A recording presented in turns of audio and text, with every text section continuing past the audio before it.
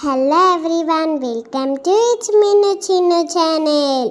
ఈరోజు మన రెసిపీ బాదం పాలు. ఈ బాదం మిల్క్ హెల్త్కి చాలా మంచిది. ఎంతో బలాన్నిచ్చే ఈ బాదం మిల్క్ని ఎలా చేయాలో చూసేద్దామా? చూసే ముందు ఇంకా ఛానల్ని సబ్స్క్రైబ్ చేసుకొని వాళ్ళుంటే సబ్స్క్రైబ్ చేసుకోండి. వీడియో స్కిప్ చేయకుండా లాస్ట్ వరకు చూసేయండి. దానికోసం ముందుగా ఒక కప్పు బాదంని తీసుకోవాలి. బాదంని వాటర్లో వేసి ఒక 5 అవర్స్ నానబెట్టుకోవాలి.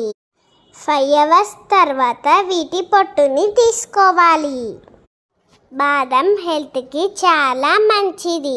బాదంలో విటమిన్ E ఎక్కువగా ఉంటుంది. పిల్లలకైతే మైండ్ షార్ప్ అవుతుంది. అలాగే బాదంలో కాల్షియం కూడా చాలా ఎక్కువగా ఉంటుంది. మీరు కూడా ఇంట్లోనే బాదం మిల్క్ని ప్రిపేర్ చేయండి. ఇలా బాదంని తొక్క తీసుకొని పెట్టుకోవాలి. ఇప్పుడు ఈ బాదం అన్నిటినీ మిక్సీ జార్లో వేసేసుకోవాలి. ఇప్పుడు ఈ బాదంలో కొన్ని పాలు వేసుకొని గ్రైండ్ చేసుకోవాలి. వీడియోలో చూపించిన విధంగా ఇలా స్మూత్ పేస్ట్ లాగా గ్రైండ్ చేసుకోవాలి. చాలా స్మూత్గా గ్రైండ్ చేసుకోవాలి. నెక్స్ట్ స్టవ్ ఆన్ చేసి ఒక బౌల్ పెట్టుకొని ఒక 1/2 లీటర్ మిల్క్ని వేసి బాయిల్ చేసుకోవాలి. ఆల్రెడీ బాయిల్ చేసిన మీగడ పాలను తీసుకున్నాను. ఇలా మీగడ పాలు తీసుకోవడం వల్ల టేస్ట్ అయితే అద్భుతంగా ఉంటుంది. ఆల్రెడీ బాయిల్డ్ అయిన మిల్కే కాబట్టి కొంచెం వేడి అయితే సరిపోతుంది. బాదంలో గుడ్ కొలెస్ట్రాల్ ఉంటుంది కాబట్టి హార్ట్కి చాలా మంచిది. మేమైతే ప్యాకెట్ పాలు యూజ్ చేయము, బఫెల్లో మిల్కే యూజ్ చేస్తాము.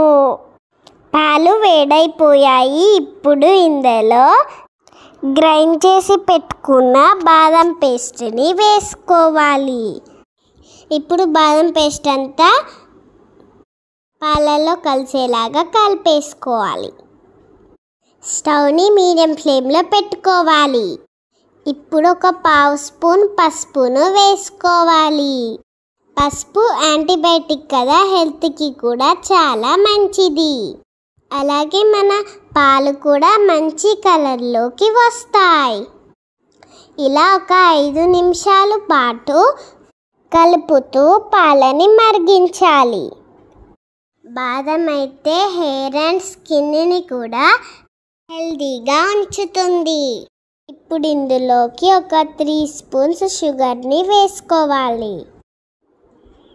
మీరు ఎక్కువ స్వీట్గా తాగాలనుకుంటే ఇంకొక 2 స్పూన్స్ షుగర్ ఎక్కువగా యాడ్ చేసుకోండి. నాకైతే 3 స్పూన్స్ షుగర్ కరెక్ట్గా సరిపోయింది. ఇప్పుడు షుగర్ మొత్తం కలిసేలాగా కలుపుతూ మరిగించుకోవాలి. ఇప్పుడు ఒక 5 నిమిషాలు మరిగించుకోవాలి. స్టవ్ని మాత్రం మీడియం ఫ్లేమ్లో పెట్టుకొని కలుపుతూ మరిగించండి. ఇప్పుడు ఇందులోకి 1/2 స్పూన్ ఇలాచీ పౌడర్ని వేసుకోవాలి. మళ్ళీ ఒకసారి కలుపుకోవాలి. అంతే అండి, బాదం పాలు రెడీ అయిపోయాయి. ఇప్పుడు స్టవ్ ఆఫ్ చేసుకొని బాదం పాలను కొంచెం చల్లారనివ్వాలి. ఇప్పుడు ఒక గ్లాస్ తీసుకొని దాంట్లో తురుముకున్న బాదంని వేసుకోవాలి. బాదం పాలు కొంచెం వేడి తగ్గగానే గ్లాస్లో పోసేసుకోవాలి. ఈ బాదం మిల్క్ని చిన్నపిల్లల నుండి పెద్దవాళ్ళ వరకు ఎవరైనా తాగొచ్చు. ఇప్పుడు పైన కొంచెం తురుముకున్న బాదంని వేసేసుకోవాలి. ఇలా పాలు తాగుతూ ఉంటే ఈ బాదం ముక్కలు తగులుతూ ఉంటే ఎంత బాగుంటుందో. ఈ టేస్టీ బాదం మిల్క్ని మీరు కూడా తప్పకుండా ట్రై చేసి ఎలా ఉందో కామెంట్ చేయండి. మీ ఫ్రెండ్స్ అండ్ ఫ్యామిలీ మెంబర్స్కి నా వీడియో షేర్ చేయడం మాత్రం మర్చిపోకండి. ఈ టేస్టీ అండ్ హెల్తీ బాదం మిల్క్ మీకు నచ్చిందా? అయితే లైక్ చేయండి, షేర్ చేయండి, సబ్స్క్రైబ్ చేయండి. Thank you for watching my video.